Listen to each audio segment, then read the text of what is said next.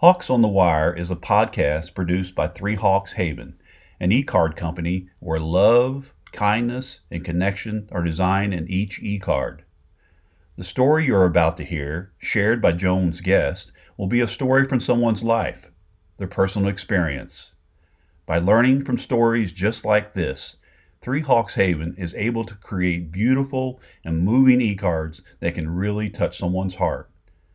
In times of celebration or in the tougher times of life, Three Hawks Haven has e-cards for most any occasion, including some you just can't find anywhere else. You can shop for all their e-cards by going to their website, threehawkshaven.com. Now to Hawks on the Wire with your host, Joan.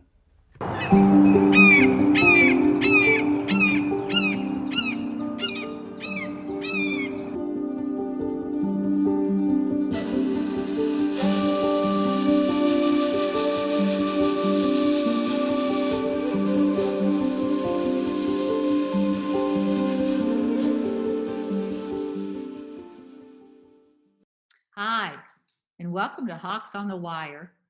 This is Joan, and I am with Rachel Young today. Rachel is a conservation and wildlife educator at the Salato Wildlife Center in Frankfort, Kentucky. And Rachel is an outdoor girl, so it's only natural that she ended up with a career working with animals and wildlife. And she is going to teach us some fun stuff today. And Rachel, I'm just so glad that you're with us today. How are you doing, beautiful girl? I'm great. Thank you for having me. I'm super excited as well. Oh, I'm so glad you're here. And I'm wondering, did you know as a little girl that you would end up working with wildlife like hawks and snakes and that type of thing? So, wildlife, no. Animals, yes. From a very young age, I was very curious about everything wild and outside and nature involved, and even pets, domesticated animals as well. I originally, everyone has that what I wanted to be when I was 5, and then what I ended up being story. I wanted to be a vet. And I would be willing to guess that there's a lot of you out there that at some point or another wanted to be a veterinarian or an astronaut or these things that when we're young seem almost unobtainable because they're so cool. And I was on that train for a long, long time, all the way up until college, actually. I went to the University of Kentucky and I have a bachelor's of science in animal science. And I got to my first chemistry class and I was like, oh no, there's 4 or 5 more of these in order to be a vet. I don't know about this. So yeah, it got really competitive and I'm a competitive person by nature, but something about that turned me off to furthering my veterinary education. I kind of pivoted my freshman year and got an internship doing what I'm doing now, actually, unpaid internship. And that's when I really shifted gears towards wildlife instead of domestic or livestock animals. I kept my regular animal science track and just added in the wildlife stuff to go with it. And that's how I ended up where I am. I mean, I remember I was 6 or 7 and I was counting down the days on my little calendar for when the outdoor cats were going to give birth at my house.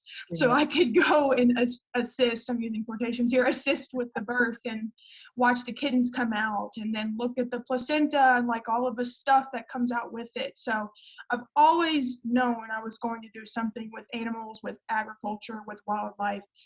It's just funny how I ended up doing education along with it when I wanted it to be all science based. So you are naturally fascinated. It didn't bother you at all to watch kittens be born. You really just were naturally wanting to know. Yeah, yeah, and that's also when I started hunting and fishing as well. So I just have always been into the entire process, I guess if that's the right word, from beginning of life to end of life. The whole thing is very fascinating to me. Yeah. Oh, that's wonderful. And when you said you ended up in an internship in college, did you actually get in a wildlife center for your internship? Yep, I interned at the place I work at currently, and I'm now the internship coordinator. So it's kind of come full circle Full for me a little circle. bit. Yeah, Yeah. that's wonderful. So tell us about the center. I have the impression from talking to you earlier that like rescue birds and the wildlife that have been injured, they are brought to your center for education. And you tell us about that. Yeah. So if you haven't heard of the Salato Center before, it's a small zoo that's out of Frankfort, Kentucky. And it's a really special facility because the only animals that we house are native species. And so if you don't know what that means, all native means is that they can be found here or have been found here historically, and maybe, for example, like bison. We don't have wild bison anymore, but we still have them at Salato because at one point they were native to the state. Okay. So it's a really small, almost intimate facility, and it's really immersive. We like to use that word a lot. So we have habitat areas where you can walk through woodlands in one section and then a prairie in another section to kind of highlight how diverse Kentucky as a whole is. If you've never driven from the west end of the state all the way to the east end, I highly recommend doing it because everything changes. The habitat, the species that live there, the trees, everything is different across the state. So we really try hard to highlight that in different ways. And we've got lots of different animals for viewing, two bobcats, a big old black bear, a bald eagle. And Joan, you were correct in saying that a lot of our animals live with us for a reason. Now, we are not a rehabber, and that's something different that we may talk about a little bit later, but we're the forever home. We are where the rehabbed wildlife that can't be released end up in some cases. Now, not always, but for the most part. And how come they cannot be released? I'm curious. Yeah, that's a really good question. So there's a few different reasons. I'll give you an example. Our bald eagle. The first thing that people notice when they go to our bald eagle exhibit is that the top of the exhibit is completely open. It's open air. There is no roof-like structure over top of him, and that's because he is totally non-flighted. So he was found as a juvenile bird. So I believe he was a first-year bird. So he had hatched that spring, late fall, spring, and they found him in like the late fall or winter. So he was technically still a very inexperienced, immature bird. He had shattered I believe it's his right shoulder. So right where the wing kind of starts. And someone took him to a rehabber. They assessed the damage and decided, look, there's no way this bird can be released and have a shot at life. So they deemed them non-releasable. And for birds of prey specifically, so eagles, hawks, falcons, owls, it's really hard to be a predator that uses feet, eyes, and wings for hunting and not have one, two, or all of those not available for you to use. That makes So sense. that's usually what happens. That makes sense. So I'm picturing a person that was walking in the woods, found this little bird injured on the dirt, on the floor of earth. And what is the best way? Should a person take like a towel and wrap that little bird, or what's the best way? That is a really good question, actually. What we try to recommend to people is if you do see a truly injured bird, we get a lot of missed calls sometimes where people will find a fledgling bird, so a bird that's been kicked out of the nest on the ground. That is a natural learning process for them. So we always recommend you leave it alone, right? But if it has a visible injury, a wing is shattered or a leg is broken, they're birds of prey. So if we're talking about an eagle or a hawk or an owl here, we always recommend you call someone first, a rehabber specifically, so that they can assist you over the phone or come meet you there to do this, because it's different than it would be with a baby possum or a baby squirrel. Those things can really hurt you. These birds 100% can. We're predators. Always keep in mind, any animal you walk up on, we are the predator at that point, not them. So they're going to go into a defensive mode if they have the energy to do so. And they usually respond by using their feet to try to grab you. So what we recommend is if you're a hiker or you're a golfer. A lot of these birds are found on golf courses. Really? Yeah, our red tail was found on a golf course in Alabama with his eye. I think he's blind, but I can't remember if it's totally gone or not. But different story. But we always recommend, if you're one of those people who do want to help and you, for some reason, you do stumble upon, keep a cardboard box. You do not want a bird flying around loose in your car, number one. Keep a towel or two, one to cover the head with. When you cover a bird's head, generally what happens is they go into oh no mode and they just shut down. When you take away their senses, they don't know what to fight against, so they generally don't fight back. So we always recommend cover the face and carry welder's gloves or thick gardening gloves. That way, if you do grab the bird, you can grab it between the feet and get both feet in one of each hands and then place it into the box. Or you can, what we call like a cradle hold, and cradle the bird with one arm and use your free hand to grab both legs. Mm-hmm. And that's generally the safest and most comfortable thing to do for these birds and for yourself. But like I said, if it's a wing injury, you're not going to want to grab it that way. You could do further harm. So we always recommend just call someone and talk to them over the phone about it before you do it yourself. That makes sense to me. I would call the rehabber, and you're saying they would send somebody out to help rescue the bird. Yeah, there are certain seasons where it is really busy for rehabbers, and a lot of them run off volunteers only. Yeah. So you may be in a situation where they can't get to you until tomorrow or 5 hours later, whatever it may be, but just try to work with them.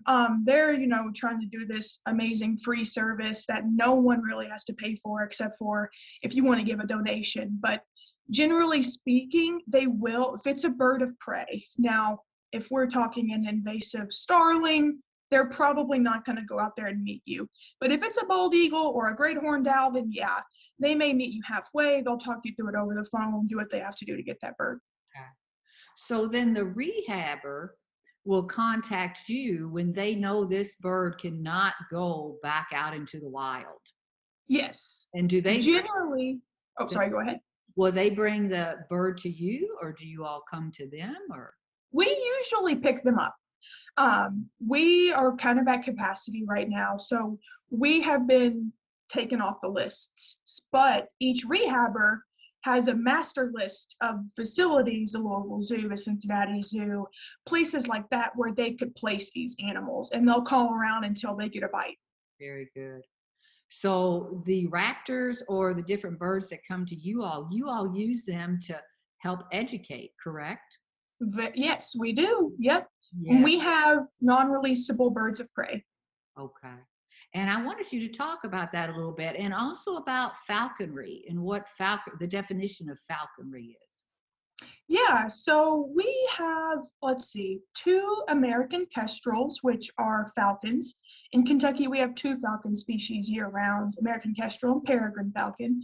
We have a red-tailed hawk, a great horned owl, 2 screech owls, and a barred owl, and that's B-A-R-R-E-D. We also have a barn owl in Kentucky, and that's the one species we don't have at Salato as of now. But what we do is we try to inspire a curiosity, just like I did when I was a kid, by showing people these animals up close. You have probably never seen a red tail as close as you would on my glove at Salato. And we see these birds, whether we know it or not, every day. Driving down New Circle Road, they hunt over top of New Circle. They're on Leestown Road. They're in Frankfort. They're everywhere in Louisville, even on U of L's campus. So we see them, whether we know it or not, but to see it up close is totally different. It's a different experience. And it allows people to ask us questions. And we get a lot of, I don't know how to word, misnomers, kind of misinformation, folklore. And this gives us a chance to break that down and talk to people about what these birds actually do for us and for the environment. And that's the same thing that goes with reptiles as well. We get a lot of fears over birds and reptiles specifically.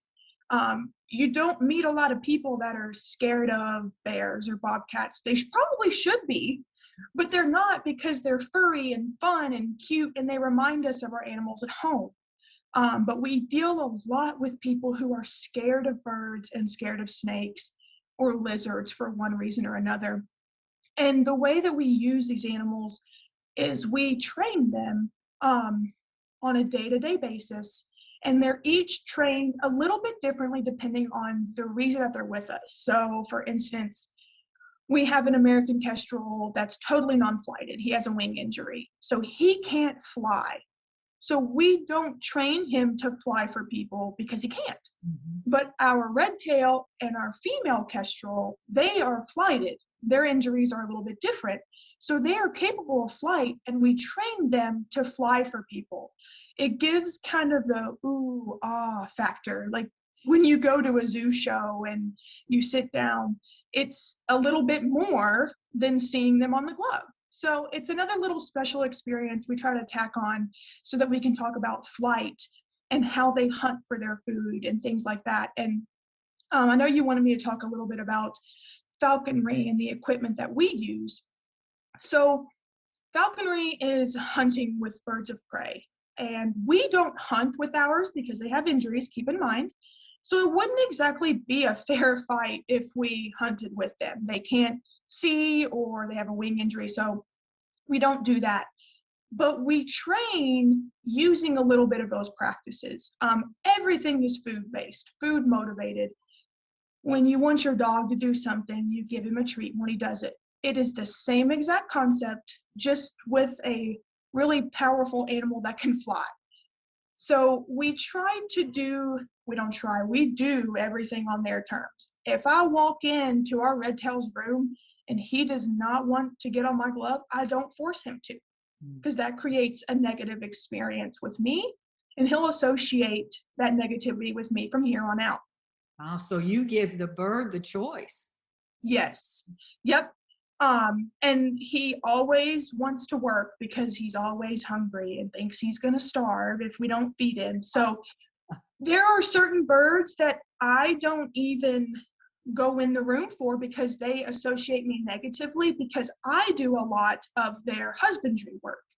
So birds in captivity, we have to trim their talons and we have to trim their beaks, because in the wild, they're perching on a lot of different surfaces. They're hunting a lot of different things, whereas in captivity, a little bit of that is taken from them. So we have to go in and manually do it sometimes. So that's a negative experience that I have to work really hard to turn into a positive one. So there are some birds I don't even work with because I do all of their husbandry work, and they Yeah. will never see me positively. Yes. So you're actually helping them with like personal care that they cannot do, Yep. but yet they don't really understand, I guess, huh? No, they don't have the same brain capacity that we do. And it's really hard when you work with animals every day to not think about them in an emotional sense, because we as humans are so emotional and can think through processes, whereas they don't have that the same ability that we do. You know, I'm a firm believer we don't really know at any time what's going through their head. I wish I had a machine that could translate what they were trying to tell me. But when you can't communicate with it, like I'm communicating with you, it does make things a little bit difficult. Yeah, you're Yes. using a lot of body language cues from them. Little micro movements that you wouldn't think matter end up mattering. So people in this field really tend to be detail oriented for that reason. Well, and this makes me think. I had a question for you because you have had a chance to browse our website, threehawkshaven.com, and we have all these beautiful e-cards, and a lot of them have wonderful photos of the animals and the wildlife. And I am convinced that most of us, we do have a real connection with animals. And what you're teaching me here is that you feel that too with your job. Yeah, yeah, and it can be something as little, like I was saying, as, oh, they're bringing me food, I like them. That is a connection in itself. Connections to wildlife mean a lot of different things to a lot of people. I know personally people who love red-tailed hawks because they remind them of something when they were a kid. They remind them of the time they spent with their parents or grandparents, and they pointed out that bird to them, and they never forgot it. I know a lot of people who, in the wintertime, they love robins and cardinals because in the wintertime, food sources are scarce. So they tend to flock to backyards because people feed birds and they put out stuff. So people love that. And it's the red of the cardinal contrasting against the white of the snow is just such a great thing to see in the wintertime. And it makes people feel connected to nature. Yeah. Even if they're looking at it through their window, you're still connected to it in one way or another. Yes. And I love how you talk about this falconry and these amazing birds and how you teach some of them that can have the flight to fly so that we can see, how extraordinary they are. How did you learn? Did somebody, I'm sure somebody taught you falconry. And then I'm picturing like a big enclosed area. So I want you to kind of paint a picture of that, please. Yeah, so our birds live in a bird hotel. We call it a mew, MEW is the technical term for a building that houses a lot of birds. But it looks like a bird hotel if you don't know what you're looking at. None of them live together. Everyone has their own space. They all have labeled doors so that no one ever gets confused as to who is who. And then we'll go in and get them. And every morning we weigh our birds because we are food training them. Therefore, their weight is important. If they go too high in weight, they tend to be a little lazy and they won't want to eat as much. They're not going to want to hang out with people for a long time. If they don't eat enough, they tend to get a little hangry, kind of like we do. And then they don't want to hang out with people as much either. So there's a happy medium for that. And we are really good at staying in that happy medium. We've gotten kind of all of our birds figured out. I was taught by two people, and at our facility, it's kind of been passed down. We opened in 95, but we didn't have trained birds of prey up until, let's see, it's 2021. I would say between '05 and 2010 is probably when we started the bird of prey program. I can't remember exactly.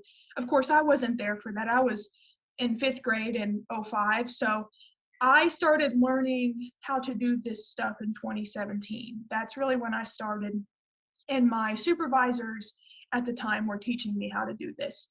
And they had learned from their past experiences at the American Eagle Foundation in Tennessee and all of these other places.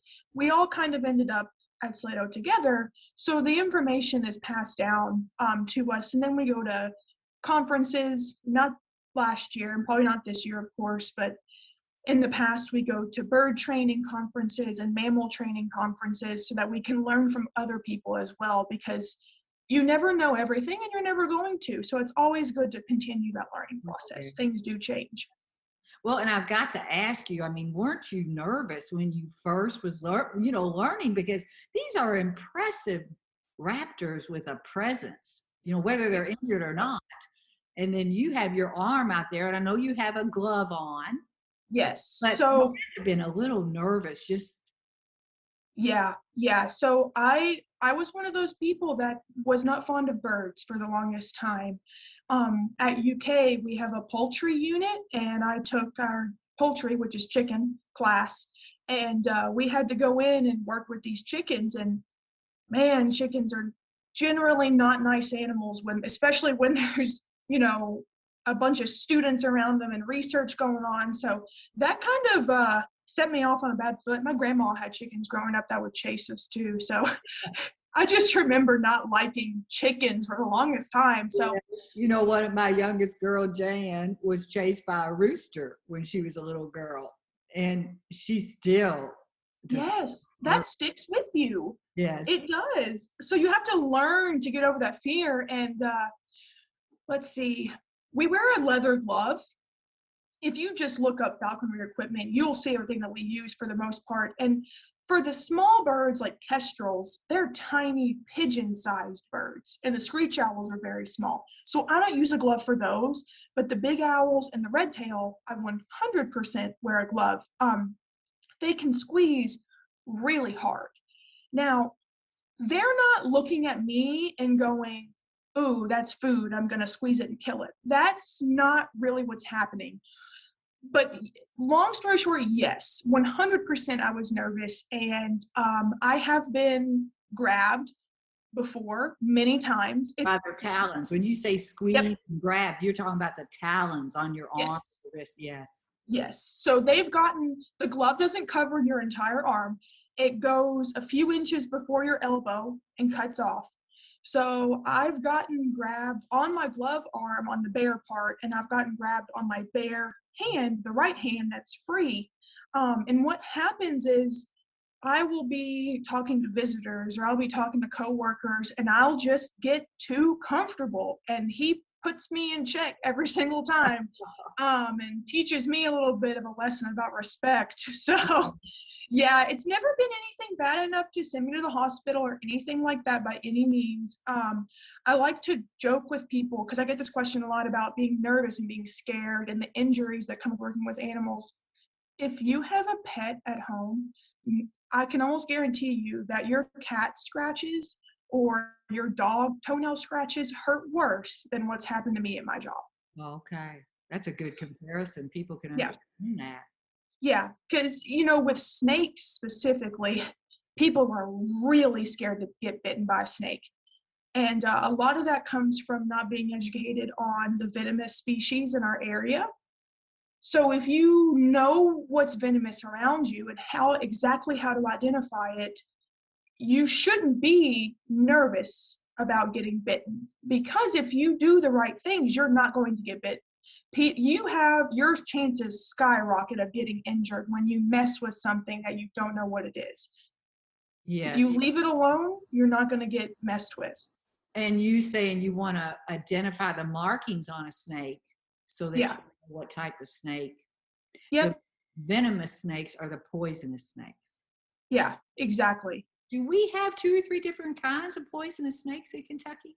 We actually have 4 species, and you're in Louisville and I'm in Lexington, so really truly the only species in central Kentucky that we have to worry about is a copperhead. We do have cottonmouths or water moccasins, as a lot of people call them, but they're only in western Kentucky, so central Kentucky folks, no worries there. And then our timber rattlesnake is another big venomous snake we have, and they're pretty much all over the state except for the central Kentucky bluegrass region area, and we think that they've moved out of this area because of urbanization. They don't do well in urban habitats. Oh, yes. Buildings and people and Yeah. subdivisions. Yes. And then our 4th species is the western pygmy rattlesnake, and they're all the way in the tip of western Kentucky. So, I've never heard of that. The western pygmy, you said? yep. Rattlesnake. So is that a small rattlesnake? Yeah, they're tiny little guys. I would love to be able to see one in my lifetime. That's on my list. But yeah, copperheads are generally the only ones in bluegrass region that we have to worry about. So I know you've told me that have like give classes even on becoming an outdoor woman, for women that have these fears of being outdoors, and snake is probably one of the biggest fears. It is. So do you actually tell me about it? Do you encourage Yeah. people to, walk with you and see a snake or look them up in books and identify them? What do you do? Yeah, so Becoming an Outdoors Woman is a national program, and each state typically has their own. So Kentucky Becoming an Outdoors Woman is the one that we're speaking of today, of course. But generally, what happens with Becoming an Outdoors Woman, and I'm going to shorten that down to BOW, B-O-W, just because it's a mouthful. With BOW, it's women driven, and we're trying to get women comfortable in the outdoors doing things they never even thought they would have the chance to do. Um, we always welcome men. We never turn them away. So men, if you're out there and this sounds like something you're interested in, a very comfortable learning environment, you are totally fine to come as well. But we do a BOW weekend every year. And of course we didn't last year, and the jury's still out on this year, but it's a 3-day long journey, I'll call it. And all these women get together and we all stay in the same spot usually at one of our conservation camps that we have in Kentucky with the department. But we all gather together on a Friday, and you pick out your classes you want to take as a participant. And the classes range from shotguns to crossbows to bird watching to boating. I mean, if you've never driven a boat and you want to learn how to drive a boat, we teach that. So just in fishing, things like that. So what I generally teach is beginner bird watching and herpetology. And herpetology is the scientific word for the study of reptiles and amphibians. And I word it that way because if I named the class How to Get Over Your Fear of Snakes, no one's going to take it because they're scared. So I beautiful girl. I called the class herpetology, and then I put a description in, learn how to identify common reptile and amphibian species. And generally speaking, those classes don't fill up because people either don't care or are scared of these things. So I know that the women that I'm getting are either super passionate about it and want to learn more, or are terrified and want to get over their fear. So I start my class basically by just teaching them everything there is to know. And it sounds overwhelming because we do have a lot of reptile and amphibian species, but I kind of narrow it down to the ones that are the most common. And then I usually talk about snakes last because that's the touchy point, but I always bring a live example. And we work our way up as a class to touching the snake, because a lot of the fear comes from, well, it doesn't have arms or legs. How does it move? That looks like it feels weird. What if it bites me? And I just have to be really patient and teach them all this stuff they've never been taught. We are taught plant and animal cell biology in high school, but we don't get taught specific animal stuff. A lot of it's human-based, and that's totally fine. I understand it, but I also have to understand as an instructor that none of these women probably have any sort of wildlife education background. So we start from the beginning. What makes a snake a snake? Do snakes give live birth or do they lay eggs? Well, it's both. So it depends on the species. And then we kind of go through breeding seasons. When do snakes come out? When do they go back? Things just to make them comfortable. You say come out or go back, are you talking about hibernation? Yeah. And Kentucky's a weird spot. The weather here is crazy. So we try not to use the word hibernation a lot because that's typically for places that have really harsh winters. And there have been some winters, specifically in the past 5 years, where people in February are driving down the road and there's a rat snake sunning himself on the asphalt. So it's more of like a torpor kind of resting period, brumation, if you will, but not technical hibernation. But yes, that's what I'm talking about. They usually will go into a burrow of some sort and wait out the coldest part of the year. Yeah. And then we move into identification. And that's the biggest thing with snakes is how do you identify each one? We say, okay, well, I'm in Lexington, so the snake I'm looking at can't be a timber rattlesnake, and it can't be a cottonmouth because those aren't found here. So if it's venomous, the only thing it could be is copperhead. So then I look for my copperhead field marks, which are, real quick, copper back of the head. They have an elliptical pupil. They have hourglass shapes on their side with a spot in between each hourglass. So if you can run through that in your head and go, oh, okay, so it's definitely not a copperhead, so it's definitely not venomous, then you can move on, right? So you're not in any danger. Yes, this is great because I'm not even in the class, and I feel like that I'm a little bit more comfortable about snakes. And yeah. I'm curious, do you pretty much work it where every woman will eventually touch your snake that you brought? I have to say my rate of people telling me that they feel more comfortable, telling me that they're over their fear or conquering their fear by touching the snake that I have, which is never a venomous snake, it's always a rat snake or a milk snake generally, is 100%. I've never had because we do a survey and I talk to everyone after the class. I've never had someone approach me and go, you know what, this didn't help me. I'm never getting over it. But then again, I've only been doing this for a couple of years, so I'm sure I'll have something like that, just by law of odds. But yeah, Also by law, education always makes us more comfortable, no matter what the topic is, and helps us with our choices. it So does. tell me, if a woman, our listeners, or a man that's listening, if they would like to get a hold of Bo, Becoming Outdoors Woman, where do they go? Do they Google Becoming Outdoors Woman, or? You could. What I found is the easiest thing to do is to go to Department of Fish and Wildlife's website, fw.ky.gov,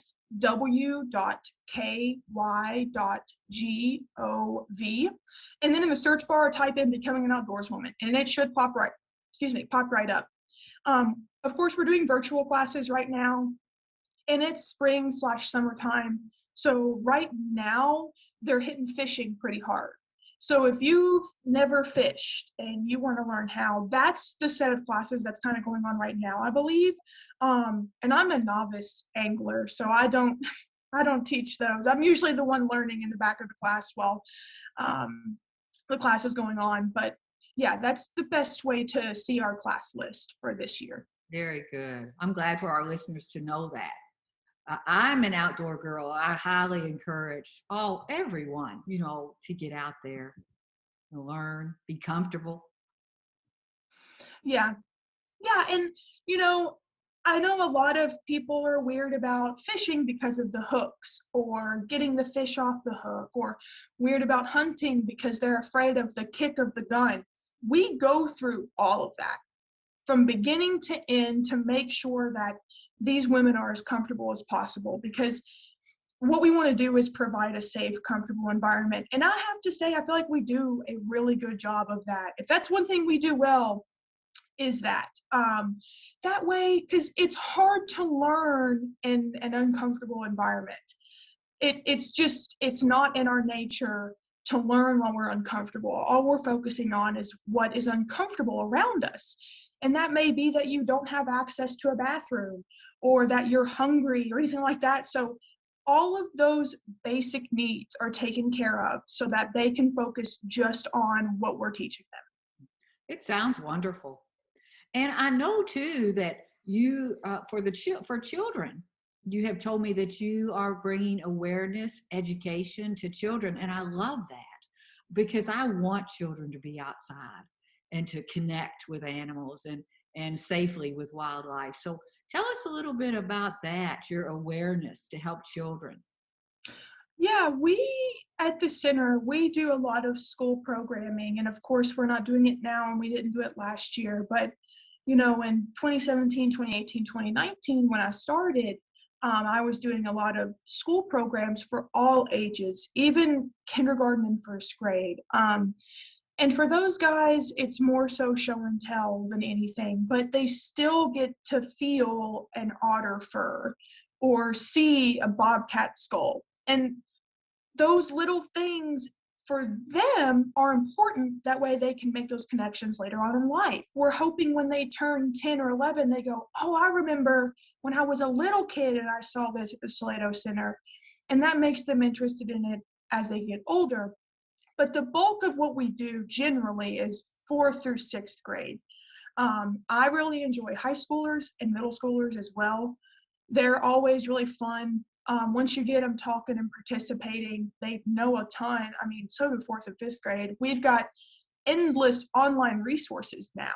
So these kids come in and I'm teaching and they're finishing my sentences because they already know what I'm going to say, because they've watched. They've watched Wildcrats on TV. They grew up watching all this different stuff. Like there's a show called The Zoo that's about Zoo Atlanta, I think, or the New York Bronx Zoo. They've seen the aquarium show with the Atlanta Aquarium. So they have a really good base knowledge. So then all we have to do is go in and teach them the tiny details.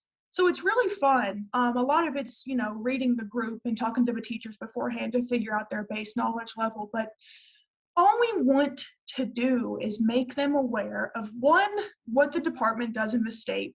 Because, a lot of people see department employees around in different places, but we all do something different. We're not all conservation officers.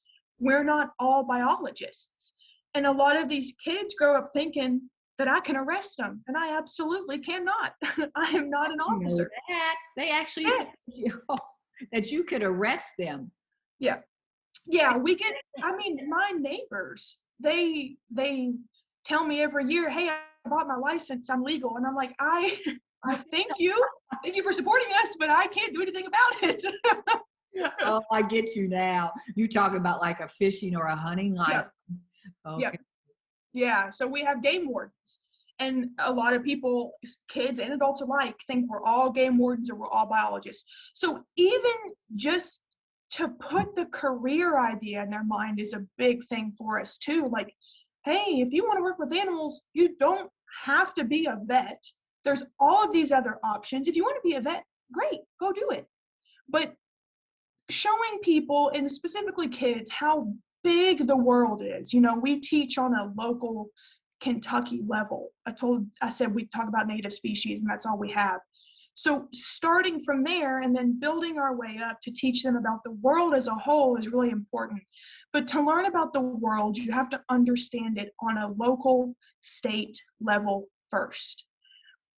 We don't want to go too far out. A lot of kids love sea turtles. I love sea turtles too. But what about the turtles that are here?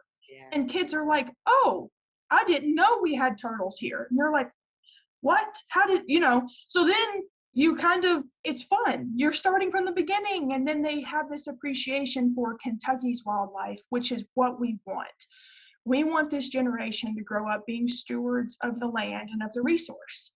Um, Climate change and urbanization and technology is booming. Okay, so we're trying to slow the effects, and it sounds so crazy because I'm this one person that lives in Lexington that teaches thousands of kids a year, and maybe 1 to 2 of them will grow up to do something like this. But that's the goal. At the end of the day, that's the goal, is to teach these kids to be little fighters for the things that can't fight for themselves. So animals and plants and the environment. I love that, Rachel. I think that is a wonderful goal. And I think you are a wonderful teacher. I just love Thank you. yes, and yes, and you have knowledge, and you can tell you have such a passion, for what you do, and you love the animals and the wildlife. I can tell. Is the Salato Wildlife Center in Frankfurt? Is it open to the public now? It is. We are open to the public. We are abiding by all COVID restrictions currently. So we do have a capacity limit daily.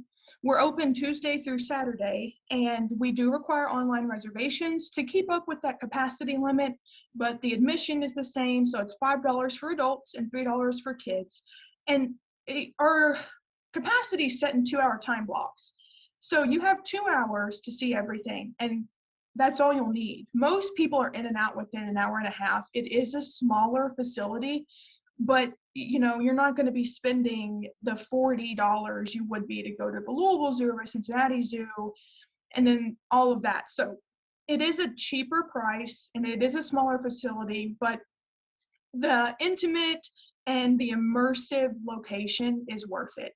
If you've never been, I highly recommend it. I grew up in Frankfort, so I grew up going there. That's why I've always liked it. And we get a lot of people from this area, from Lexington and Louisville, that don't even know we exist. And we've existed since 1995. Louisville's kind of difficult to compete with because of the zoo, and Lexington, has all the horse farms and the hiking and Jacobson Park. So people in the cities generally don't venture out. And when they do, they're pretty surprised at what we have. Yes. Oh, I love it that, we're helping to get the word out about your all center. It sounds wonderful. I hope the adults and the children, I hope they just flock to you all. Is Yeah. there anything that you would like to advise? Oh, even from the wildlife point of view, I would kind of like to end with that. What do you think these raptors and these birds and different wildlife, any advice you think from them to us and that connection that we have? Because I feel like they are our teachers in so many ways. Yeah, I always recommend that if you even think you like animals and wildlife, pick up a field guide. And all a field guide is it's a specific guide to all of the birds, reptiles, mammals, whatever, trees, what have you, in your area. I love my field guides. I'll be sitting in the backyard and see a bird. It's spring migration. So let's see, it's the 10th. A couple weeks ago, it was either last week or the week before, we had hundreds of thousands of birds flying over Kentucky at once because it's migration season. So this time of year, I get pumped for birds, right? Because they're all coming in, all the pretty warblers and the tanagers and the cuckoos and all these species we don't see all year round are coming back. So I recommend picking up a field guide. No matter where you live, there is something interesting around you, whether it be a fungus or a tree species or a wildflower species. I recommend getting one of these because you never know what you're going to find. And if you're competitive or a list person, you're going to love this because it's like a sport. I always joke with people when they're like, oh, what sports did you play in high school or college? And I say public speaking and bird watching. And people die laughing. And then they're like, wait, those aren't sports. What do you mean? And then I go into my spiel like I'm doing now. So it's a great conversation starter. You never know who you're going to bump into that likes birds or reptiles or something. I just think it's a really good way to connect with each other, as well as connect with the outdoors, just That's to know a little bit more. Yeah. yes, that's great advice. And a field guide, I'm picturing a little book, a pamphlet Yep. that you can look up birds and flowers and animals. Oh, that's great advice, Rachel. Yep. Very good. Yeah. Well, I want to thank you so much for being with us today. This has been so educational and just so wonderful. Thank you. I had such a good time. And like I said earlier, if you guys, we would love to have all of you come visit at some point. Just check out our website to get tickets on advance. I said it earlier in the podcast, but it's FW as in fish and wildlife .KY as in Kentucky .GOV as in government. And you can get your tickets there. We have lots of online resources, where to fish in your area. If you want to take your kids out, your grandkids out, you can type in your location and anywhere to fish that's near you will pop up. All of our hunting and fishing guides are digital. We even have a Kentucky snake ID booklet that's a digital PDF form on our website now that I highly recommend you guys go look at. Start getting familiar with what's in your area. It's hiking season. Last little tidbit, always be prepared when you go out. Take your field guide, take your first aid kit, take your water, stay hydrated, everyone. And thank you so much for having me, Joan. Oh, thank you, beautiful girl. You're It's been welcome. so fun. I've learned a lot. And I really want to thank our listeners for joining us again. It's always so good to be with you. And please hit that subscribe button. It doesn't cost anything. And we would love for you to come back and listen again. And if you think you might have a story to share with the Hawks, go to 3hawkshaven.com and our Hawks on the Wire page and send us your information, please. The Hawks would love to hear from you. And I just hope you have a wonderful day. I hope you get to get outside today. Thank you.